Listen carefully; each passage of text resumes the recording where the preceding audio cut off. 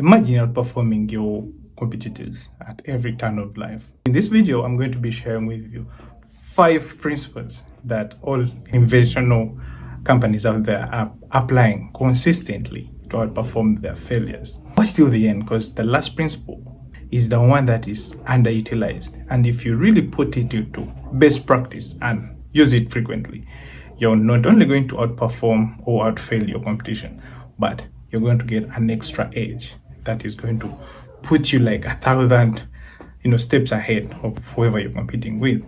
Now, without wasting much of your time, let's get started. So the first principle is to remove all the bureaucracies.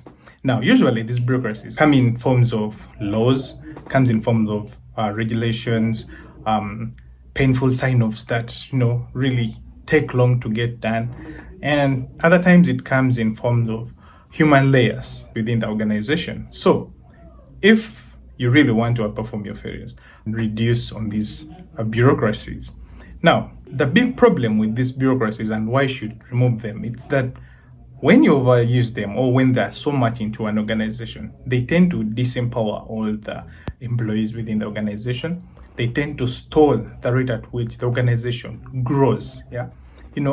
And the other thing is, usually these bureaucracies, they tend to store the gold mine of ideas that is within the organization and the workforce or employees. Let me give a quick example here. Say at the bottom level, there's a person who has a brilliant idea on how to maybe create a new product, on how to relate with new company, with new individuals.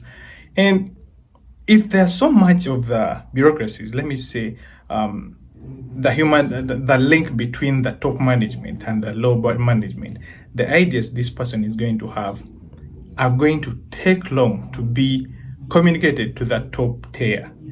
And sometimes they don't even get there. And what happens?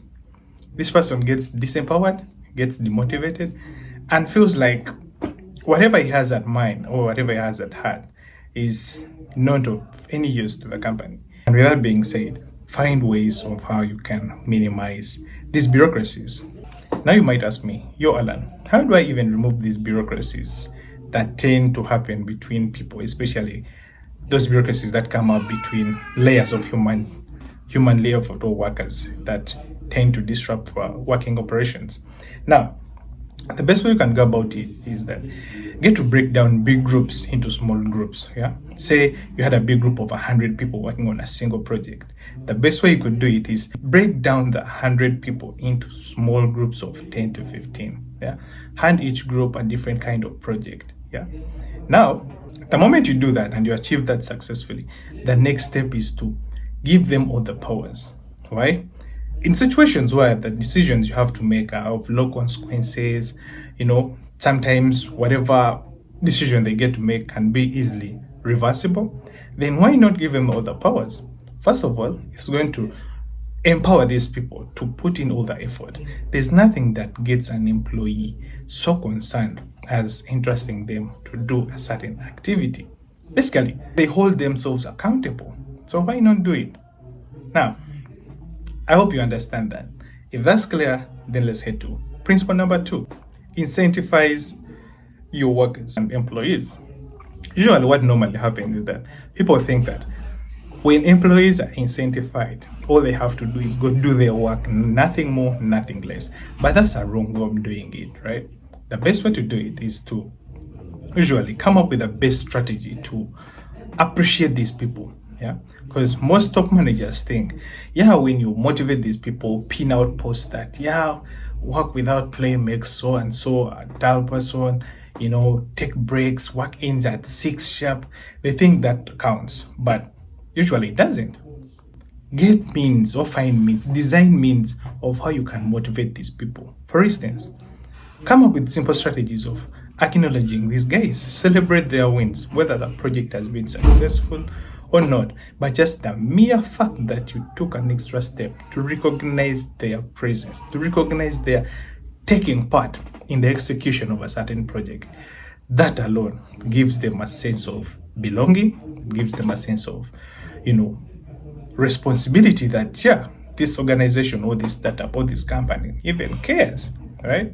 So There's one thing that normally happens within this big organization. They think words alone count. But let me tell you, my friends, words alone don't count. What usually works out is words coupled with incentivized motivating factors. Yeah, say work stops at 6, but we'll pay for your extra time if you go beyond 6. Do you know that simple act of telling someone that we are going to pay you extra for your extra time you've worked? Do you know what that does to an employee? Man, that's an incentive already.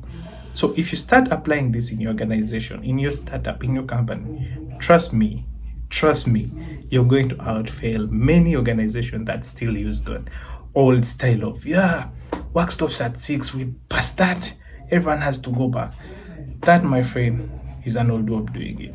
What I've just given you is the best and so far the most innovative way to incentivize an individual. Now you've mastered principle 1, you've mastered principle 2. The next non-negotiable principle that you have to apply is to be good with numbers. Yeah. By this I mean keep accurate numbers of what you do. You know, there's a saying, I don't know where, but I would like to call it a business saying that says, you can't improve what you don't measure. And 2, what you focus on grows. Only those 2 sayings, they're just enough. Let me give an example. You're dealing in sales, yeah, and you find your sales are plummeting or your sales are declining. What does that require you, or what does that call for? It calls for improvement. Why? Because the moment you see your sales are plummeting or your sales are declining, the next step will be like, yo, my sales are declining. What do I need to do?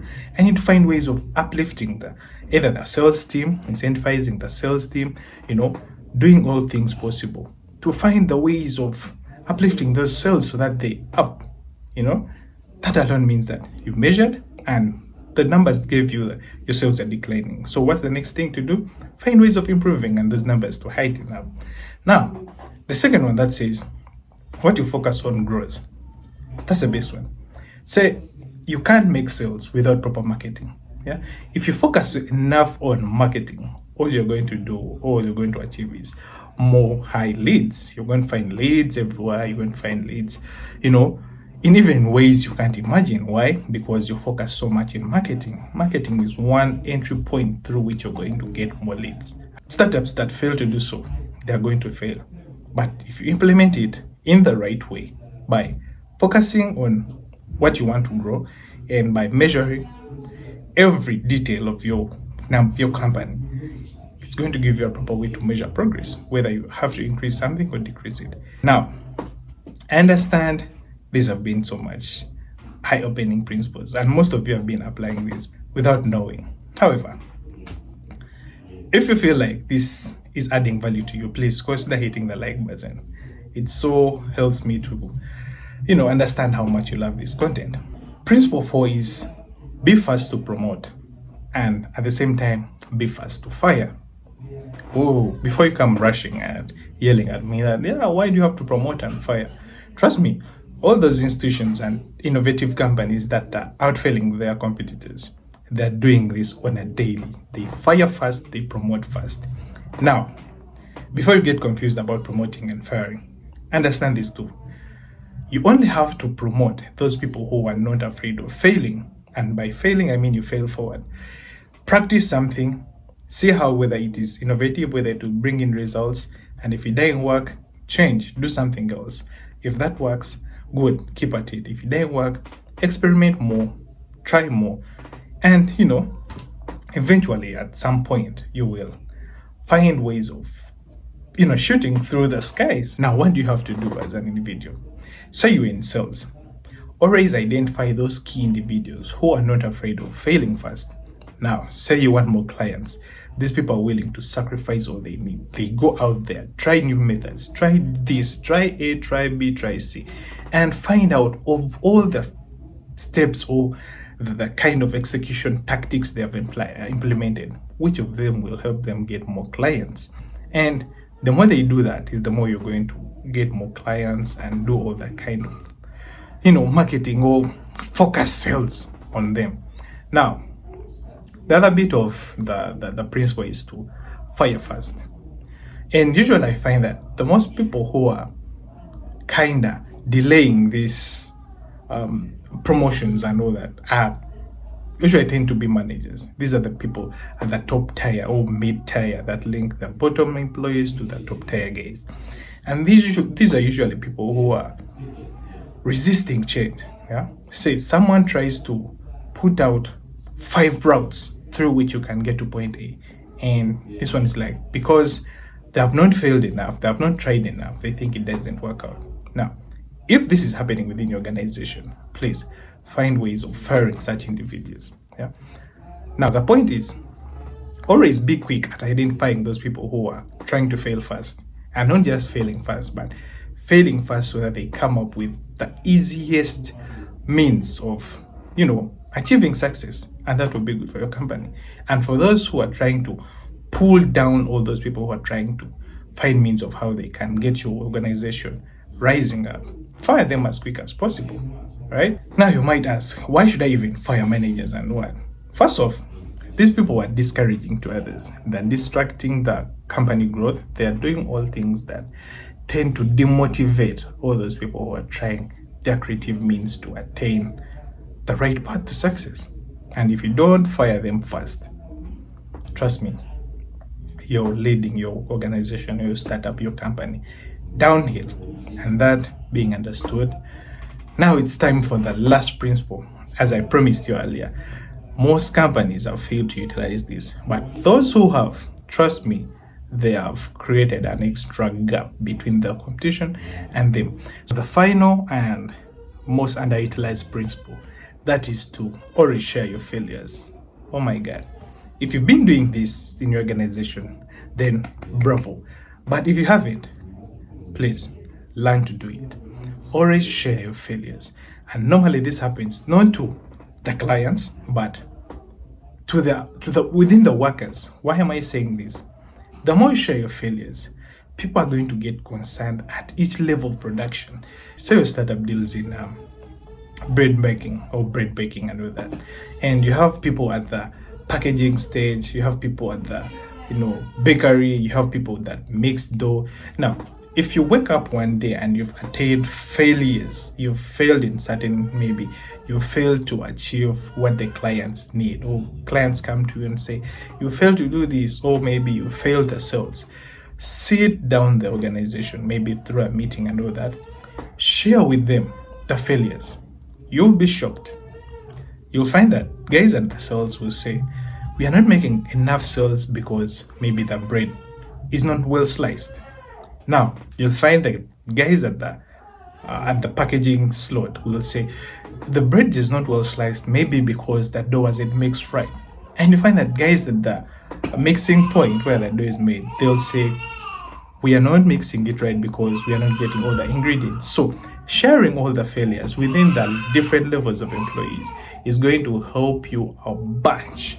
Trust me, you're going to outdo and pinpoint out those specific fails that are leading to the overall fail of your organization.